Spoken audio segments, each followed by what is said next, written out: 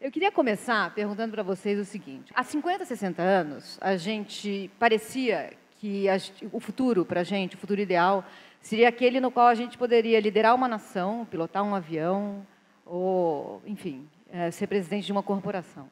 A gente conseguiu fazer tudo isso. Só que chegou num lugar estranho, né? Era isso que a gente queria? Acho que já se falou muito disso, né? Eu acho que essa tentativa da mulher de mostrar que não é inferior ao homem fez a gente conquistar todos esses lugares e foram conquistas importantes, mas a gente, eu acho que teve que se masculinizar muito, às vezes, para isso. E quando eu falo masculinizar, são esses estereótipos, né? Então, eu não sei se a gente conseguiu impor esse futuro feminino que vocês propuseram discutir aqui hoje, que eu acho que é lindo. Quer dizer, quais são os aspectos do feminino que a gente pode trazer para essas posições de liderança e que podem contribuir para a gente construir um futuro melhor, que não é um futuro só feminino, porque o feminino também não é perfeito, né? Então, como é que a gente compõe isso e não se coloca na liderança pessoa física, fisicamente tem uma mulher lá, mas aspectos femininos, que podem ser atuados até por um homem, enfim.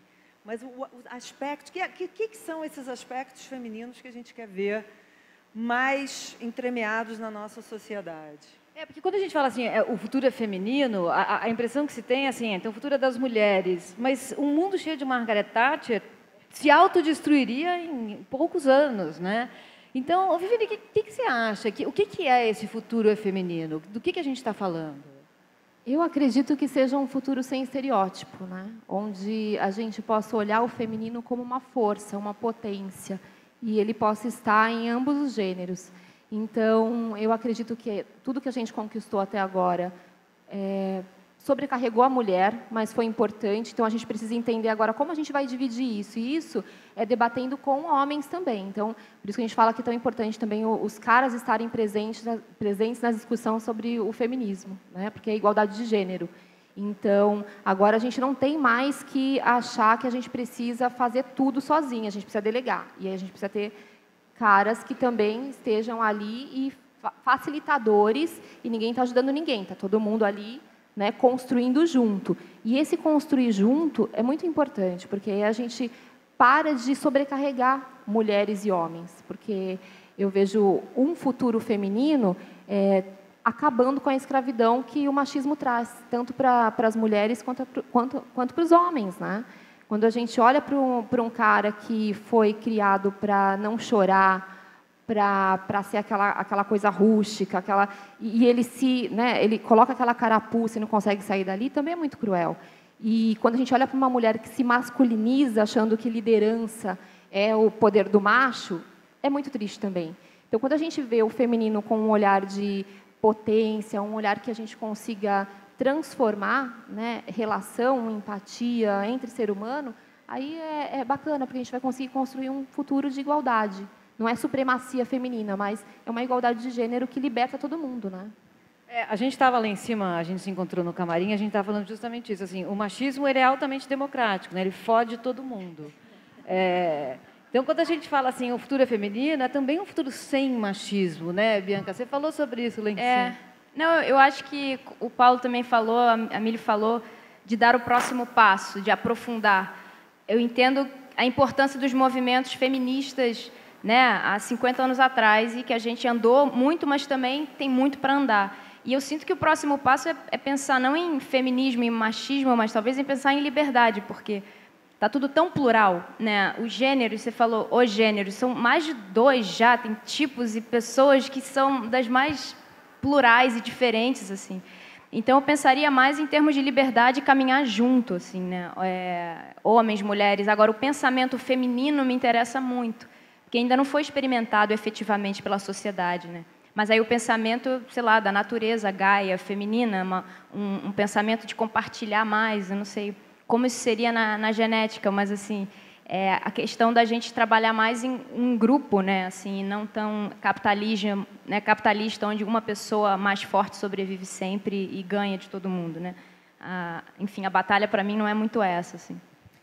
Eu acho que Tem essa coisa interessante, né, que a gente às vezes não gosta de falar de aspectos biológicos. Nós somos esses animais que estamos aí durante milhares de anos, saímos lá de cima das árvores e fomos evoluindo. E ao longo dessa evolução, existem sim diferenças muito importantes entre homens e mulheres. E talvez o problema, como a mulher era sempre a inferior, a gente quis ficar igual. Quer dizer, a gente quis deixar de ser inferior e para isso a gente achou que a solução era ser igual. E o que a gente vê é que não é ser igual, é só valorizar as diferenças. E essas diferenças biológicas existem, né? O tal do cromossomo Y e o raio da testosterona, os caras vão ser mais fortes e tem uma série de características que ao longo da natureza fez com que desenvolvessem esses estereótipos masculinos e as mulheres desenvolvessem alguns estereótipos femininos, como a nossa capacidade de fazer 1000 coisas ao mesmo tempo. Então, estão lá conversando na tribo todas as mulheres e vendo as criancinhas em volta e colhendo as frutinhas, e a gente consegue fazer isso ao mesmo tempo. E enquanto o cara está lá focado, o mundo caindo em volta, e ele olhando o tigre, dente de sabre, que ele vai... Entendeu? Isso existe, Darwin está aí, isso aconteceu e a gente carrega esses instintos na nossa genética e que às vezes são instintos que talvez no mundo atual não façam mais sentido, mas eles estão lá, né? Então, nós temos diferenças, graças a isso a espécie se desenvolveu. Talvez o que a gente precise é valorizar nesse nosso mundo moderno, a gente saber valorizar os aspectos do masculino, estereotipados como masculino, porque existe uma coisa viril de atrás, uma força, uma construção, e o do feminino, que também tem essa coisa visceral com a cria, a valorização da vida, a capacidade de fazer, de criar redes de relacionamento. Quer dizer, como juntar o melhor desses mundos para atenuar também as idiosincrasias de cada um? Porque vamos combinar que o feminino não é perfeito, né? Eu tenho 2 filhas, tem uns aspectos que são infernais, a rivalidade feminina, o cri-cri-cri, sabe? Nós não somos o feminino. Vamos pegar o que tem de força, de bacana para a construção de um mundo num futuro que não é feminino, mas um futuro que seja bom para a humanidade, com o masculino ou feminino, né? Que essas coisas se componham para a gente criar um futuro mais equilibrado, né? Não, demais. Não, ia falar, em vez de pensar um futuro feminino, um futuro masculino, um futuro humano, né? Assim, primeiro, né? Humano, humanidade, o que é, para onde estamos indo e como todos, assim, como um todo, né? Sei lá, isso é muito forte. Eu penso muito por aí. Sobre rivalidade, eu acho importante a gente falar, né? A gente agora tem a palavra sororidade, né? Tem que fazer quase uma aula de fono para falar sobre parceria entre mulheres, né? A tal da sororidade. E a gente ficou por muito tempo aí brigando entre nós, mulheres, e essa questão de empatia tem que vir primeiramente entre nós, né? Então, a gente olhar uma para a outra, e a gente tem GIFs muito legais na internet, que é fácil de compartilhar, mas no dia a dia é difícil de fazer, né? Que é uma sobe e puxa a outra, né?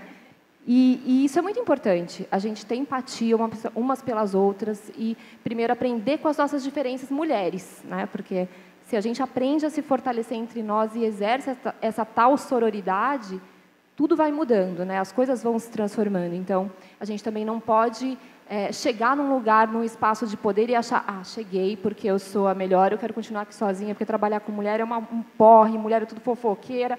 E aí a gente continua construindo algo negativo, a gente continua, né, sendo escravizada ali, e o machismo continua rindo na nossa cara. Então, é muito importante a gente desconstruir fatores que vão aí, né, trazendo para a gente ideias de que mulher juntas não é legal. Não, a gente junta, arrasa sim, e a gente precisa entender isso, né? Entender... É uma armadilha, né? Porque se você para pensar, se começa a pensar só na mulher, só no feminino, feminismo, não sei o quê, você acaba repetindo talvez um modelo masculino. E você cai numa armadilha e às vezes cai na posição exatamente que, vamos dizer assim, os machistas querem que a gente fique. lá embaixo, sob controle deles. Então, se a gente abraça, e eu estou falando em abraçar homens também, não é uma coisa só das mulheres, assim, abraça a humanidade, a gente tem uma potência muito mais forte, né? Porque a gente reproduzir uma lógica fálica, né? A gente mostrar que a gente consegue chegar a ser presidente de uma corporação, mas apenas reproduzir aquele discurso, não levou a gente muito longe, né? A gente entendeu que tudo que eles conseguem fazer, a gente consegue fazer. A gente entendeu mais, tudo que eles conseguem fazer, a gente consegue consertar. Está tudo certo. A gente já entendeu tudo isso. Mas e aí? Deu num lugar meio estranho, né? Quando vocês escutam falar assim, o futuro é feminino, eu queria perguntar para vocês três, assim, primeiro, vocês concordam, discordam? E o que vocês entendem com isso? Eu entendo que, assim, encontrar potência no que a gente chama de feminino. Por exemplo, delicadeza é associada à fraqueza, muitas vezes. Quando eu penso um futuro feminino, eu penso um futuro onde se valoriza exatamente isso. O forte é ser amoroso, forte é ser delicado. Você pode, vamos supor, né, numa luta, ver um homem muito forte para bater muito no outro. Muitas vezes ele vai perder aquela luta, por mais que o soco dele seja forte, porque o fraco, delicado, dá um chute certeiro no queixo e a pessoa cai. Né, nesse sentido de falar da luta, porque eu acho que tem uma força muito grande do feminino que não foi explorada. Então, sim, gostaria de um futuro mais feminino, mas, de novo, não gostaria de cair numa coisa onde o futuro seja só feminino, né? Quando eu penso no futuro feminino, é um futuro onde exatamente o que a gente chama de feminino seja mais valorizado e compreendido como força, e não como fraquezas. A Viviane, eu vou só interromper, porque a Viviane lá em cima falou uma coisa que eu achei muito interessante. Assim, na hora que você oferece àquela mulher a consciência de que ela pode, de que ela é forte, e você insere dignidade nela, nas comunidades, eu queria que você falasse um pouco sobre o que acontece com essa mulher. Você tem um trabalho, né? Com o Plano de Menina, a gente começou a ir para a comunidade e empoderar meninas da comunidade, dar protagonismo a elas por meio da informação. Então, a gente tem uma rede de mentoras, de juízas, jornalistas, várias expertises que vão lá todo sábado, simultaneamente, Capão Redondo, Grajaú, na Quebrada, para poder conversar com as meninas e fazer workshops. O que a gente entendeu nos primeiros meses, quando a gente começou o projeto, é que a informação realmente tem um poder muito grande. E aquela informação estava, por incrível que pareça, tornando as meninas reféns, porque elas chegavam em casa com uma consciência mais aberta, querendo dialogar, querendo discutir sobre questões de equidade. Mãe, eu tenho o mesmo direito que o meu irmão, vamos lá, vamos ajudar ele a dividir as tarefas aqui para eu também poder sair, para eu também poder brincar. E elas apanhavam. Então, isso para a gente foi muito dolorido, de ver a força, né, de estrutura mesmo do machismo, principalmente quando a gente fala de mulher, de feminino, a gente tem que pensar de que mulher a gente está falando, né? Porque a gente vive em várias bolhas. E aí a gente está falando de que mulher? Da mulher negra? Né? A gente viu que 54% de violência contra a mulher negra, né? Quer dizer, a mulher negra continua apanhando e está aumentando, e a mulher branca caiu os números de violência contra a mulher negra. Então, isso é um fato. Outra questão realmente de estrutura de lugar, né? Então, essas meninas, elas têm informação, elas querem mudar, mas a gente tem que mudar todo o entorno. Então, a gente começou a fazer workshops com as mães, trazer a família para conversar. E é um trabalho pesado, porque é confortável, o machismo é confortável, né? Então, o irmão também não quer abrir mão do privilégio dele de não precisar lavar a louça. Né? O pai também não quer abrir mão do privilégio. E a menina fica ali refém e a gente é fadado a reproduzir isso para as próximas gerações. É tudo que a gente não quer. Então, é muito importante a gente pensar tudo isso que a gente está falando, mas com uma empatia muito grande de que mulher a gente está falando, de que lugar de fala a gente está falando, porque os nossos privilégios são muito diferentes, né? Você falou uma coisa também que eu acho importante ser discutida, a estrutura desse modelo masculino, né? O nosso tempo ele é dividido para o tempo de um homem trabalhador, né? O domingo é o dia do futebol, né? A semana é estruturada, à noite é entretenimento, né? De noite, porque a hora que ele chega do trabalho, ele vai assistir o jornal mais importante. Tudo é feito para um homem trabalhador trabalhar e curtir as coisas que ele gosta no horário que ele gosta. Nesse sentido, é o que você diz, a mãe e o irmão ainda estão com essa coisa geracional do machismo. Então, quando uma menina tenta ter uma voz, ele não consegue. Eu acho que falar de estrutura também é muito importante, estrutura do tempo. Isso é que eu acho que tem que mudar. que a gente vem lutando e não muda, lei, entendeu? Muda muito pouco. O tempo, o jeito que é dividido, assim. Eu acho que, enfim, por aí. Queria falar um pouco disso também, assim. Eu achei que você trouxe, porque eu fiquei muito tocada assim, de ficar pensando que a gente fica falando nesse futuro feminino e às vezes é difícil a gente olhar para fora da nossa bolha, né? Então a gente fica falando, porque a mulher conquistou isso e ela agora é presidente de empresa e ela é isso, e nós aqui muito intelectualizadas, achando que a mulher já, né, nesses anos todos, mas tem coisas tão básicas. Essa semana, eu acho que a Globo mostrou as estatísticas do número de mulheres que apanham. Então, talvez a gente ainda tenha, quer dizer, talvez não, em outras culturas, a mulher ainda tem muito para botar a cabeça para fora, né? A gente fica com essa falsa impressão, numa camada assim, mais intelectualizada da população, de que a gente chegou lá, que a gente conseguiu essa igualdade, mas acho que não, né? Dependendo de onde você vá, não. E de onde você vai, que é a maioria da população. Né? Então, talvez esse futuro feminino seja uma mudança cultural mais profunda e mais ampla para só basicamente a gente ter mesmos direitos, que a gente acha que está tudo certo, mas não está, não está. É como se o feminismo tivesse dado certo para um grupo muito específico de mulheres, né? Mulheres brancas, escolarizadas, ricas. E aí, acho que eu entro num outro campo, que essa pesquisa que a gente fez para a TPM, durante esses 6 meses, isso veio muito forte, assim, não existe mais a luta contra o machismo sem a luta contra o racismo. Não existe mais a luta contra o racismo sem a luta contra a homofobia. E nada disso existe sem consciência de classe, que é isso, né? Então, eu também tive essa sensação, mas quanta ignorância minha eu ter achado, nem que seja por um dia, que deu certo, que a gente chegou lá, né? Sem dúvida, sem dúvida. Enfim, essa conclusão de vocês eu acho linda, né? Porque da mesma forma que existe o preconceito e essas dicotomias, o homem, a mulher, ou o homossexual, o hétero, todas essas diferenças baseadas em categorias que são diferentes, que têm sim suas diferenças, mas ter essas diferenças não significa que você vai ter menos direitos, entendeu? Ou mais direitos, dependendo do lado da cerca que você caiu.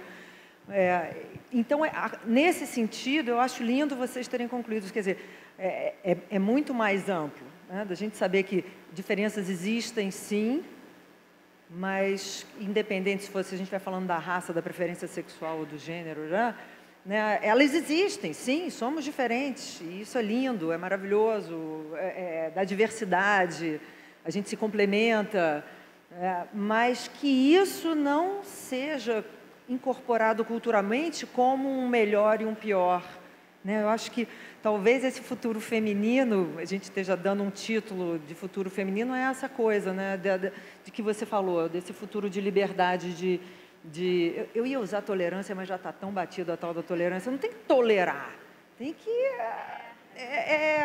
aceitar, não sei se é aceitar, mas enfim, ficar em paz com as diferenças e saber que elas fazem parte e não categorizar, e não dar ranking, né? Então esse grupo é melhor do que esse e tal, mas conviver com todas essas diferenças. E esse sentido de comunidade falta também, que talvez seja um valor feminino da colaboração da comunidade, porque a gente, primeiro, não dá para eu achar que eu sou livre porque eu posso trocar meu carro esse ano, ou porque eu posso comprar um apartamento, se 8 mulheres são mortas por dia por serem mulheres, feminicídio. Se aumentou em 54% o número de mulheres negras assassinadas.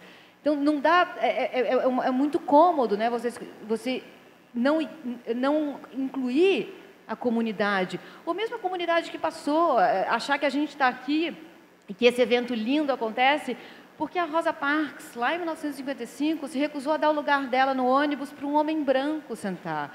Um ato de loucura, a gente viu a alma imoral agora, né? Um ato de desobediência, altamente feminino, ela foi presa, mas ela mudou o mundo, né? Então tem esse sentido de comunidade, né, Viviane? Você vê isso todo dia. Falta isso, você acha? Esse sentido do coletivo, de trabalhar a comunidade, é feminino, né? A gente tem essa coisa de juntar, de agregar. E falta, às vezes, a empatia.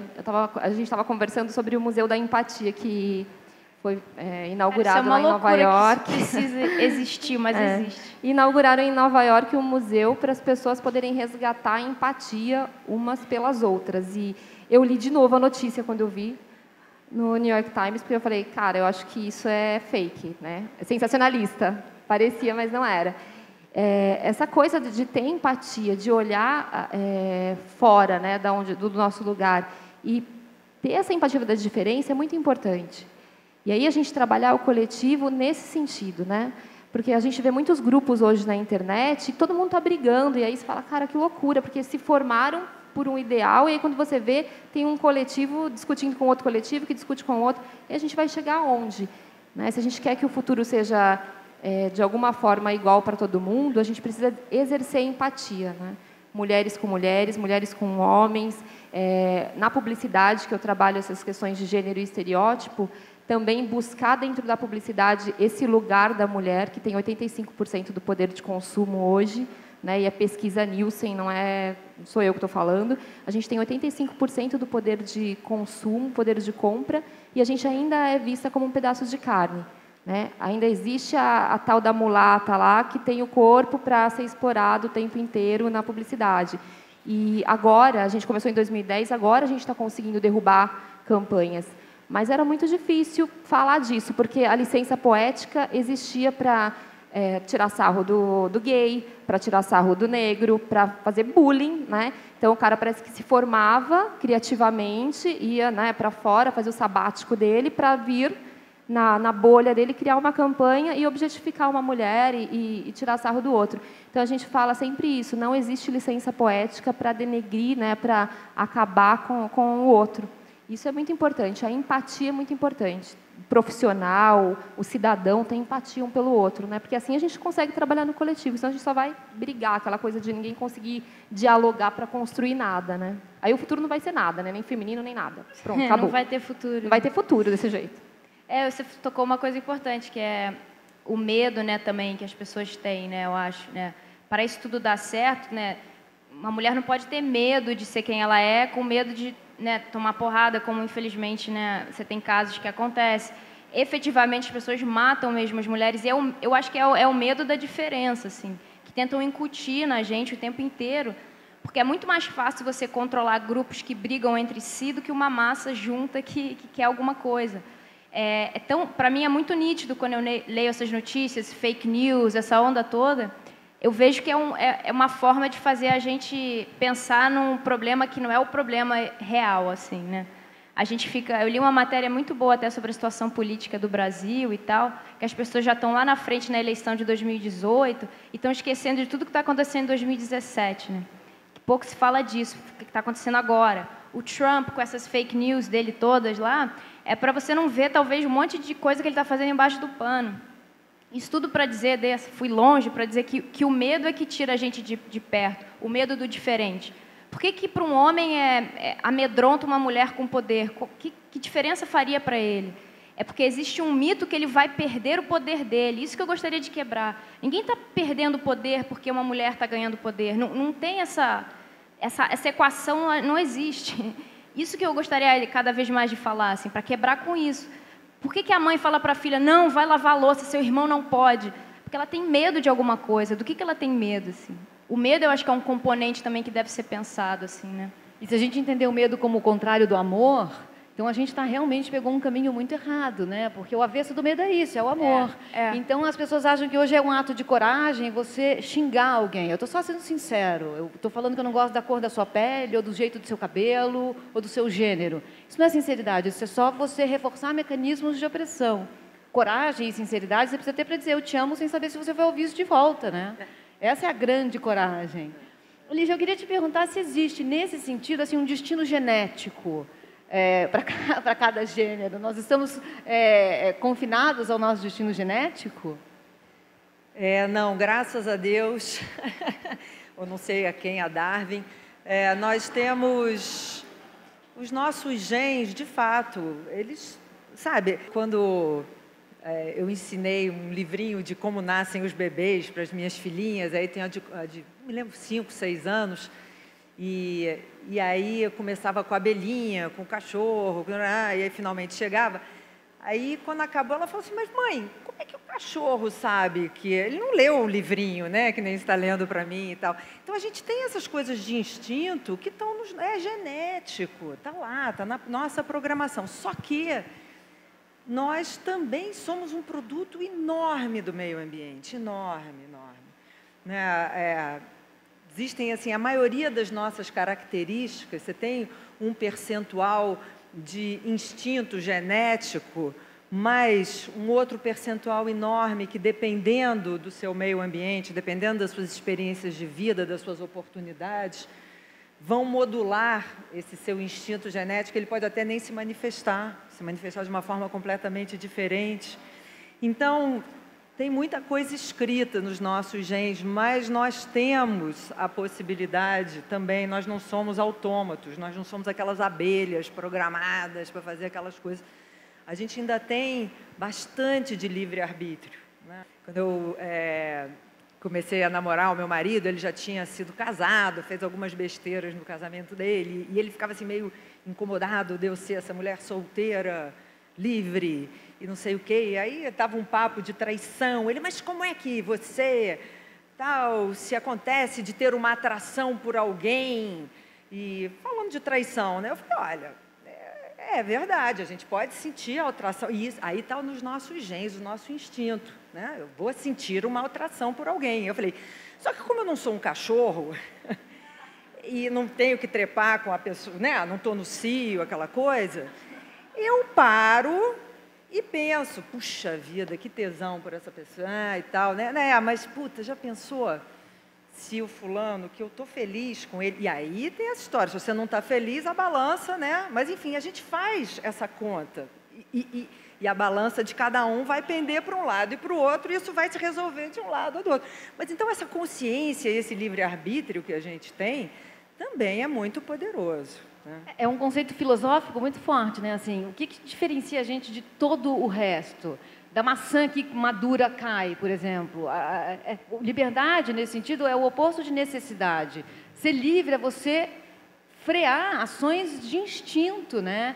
Então, se houver esse futuro, eu acho que a gente tem que ir mais ou menos por aí, achar essa... E aí esse papel da educação, né? Quer dizer, a gente pode elaborar isso dessa forma toda linda, maravilhosa e tal, porque a gente teve a oportunidade de educação, há muito debate, há muitas ideias, né? A turma com que você trabalha não tem. Quer dizer, eles ainda estão vivendo escravos de uma cultura que é isso, era assim. Então, esse acesso à informação, à educação, a gente poder transmitir esse mundo novo que a gente quer construir com veículos mais próximos, menos intelectualizados, sei lá, se a Globo faz uma campanha e põe aí na novela subliminarmente os homens lavando louça de vez em quando, sei lá. Mas, enfim, a gente tem essa coisa da educação que nos permite fazer escolhas mais conscientes. E aí quem tem muito privilégio mesmo faz até terapia, né? Porque às vezes até muito intelectualizado que você é, ainda o seu subconsciente, seu inconsciente ainda segue te ferrando. E é por isso que é importante a gente discutir tanto publicidade, né? Publicidade, roteiro de novela, discutir essas questões, porque é isso que vai para a massa, é isso que vai para o pessoal, né? Para a minha turma. Vai lá para o Capão, para o Grajaú, para o pessoal, o que eles veem na TV. E aí, a gente vai continuar reproduzindo nas campanhas de publicidade que a mulher é um pedaço de carne. A gente vai continuar colocando nos roteiros de novela pessoas que não se aprofundam em pesquisas e vão falar de uma cultura, de uma etnia, de uma forma equivocada. Ou com um núcleo que é um núcleo que está ali só para cumprir cota, né? Tem que quebrar esse ciclo vicioso. A gente tem que trazer mais mulheres, né? E eu acho que a Bianca também pode falar um pouco. Eu acho que esse ciclo tem que ser quebrado, a gente tem responsabilidade, todas nós aqui, eu no lado, vamos dizer, de entretenimento, de botar mulheres atrás das câmeras, mais roteiristas, diretoras, isso sem dúvida. Mas vocês tocaram numa coisa que me pegou, vocês falaram em livre-arbítrio e maçã. Da onde que a mulher nasceu? É um homem milagroso que engravidou, né? A gente veio da costela do Adão, né? A mulher não engravidou e gerou Adão, né? Isso já começa lá um paradigma, uma noção que a gente vem do homem lá em cima e a gente lá. Isso sempre me pegou. Como é que eu venho da costela do Adão? Se eu que gero vida, me tiraram até isso. Eu acho que isso é impressionante. Tiram tudo que a mulher é de beleza. Não que o homem não possa ser, e ele tem beleza, mas a mulher também tem. Aí tiram até isso. Pô, nem gerar vida, na história da Bíblia eu posso. Mas aí tem outras. Você pode olhar isso também de um outro jeito, porque se é isso, se Adão e Eva começaram tudo, então, e começou porque a gente comeu a maçã, a vida só existe por causa de um tremendo ato de desobediência feminina. Feminina, senão não estaríamos aqui. E tem outra coisa assim, se Adão e Eva tiveram só 2 filhos, quem começou a putaria? Eu sempre me pergunto isso. Gente, como assim? Eles tiveram só 2 filhos. Alguém começou essa putaria. Então a vida começou com um ato de desobediência e putaria. Tá bom, maravilhoso. Olha, eu prefiro Darwin, viu? Não, sem dúvida, Darwin é melhor, com certeza.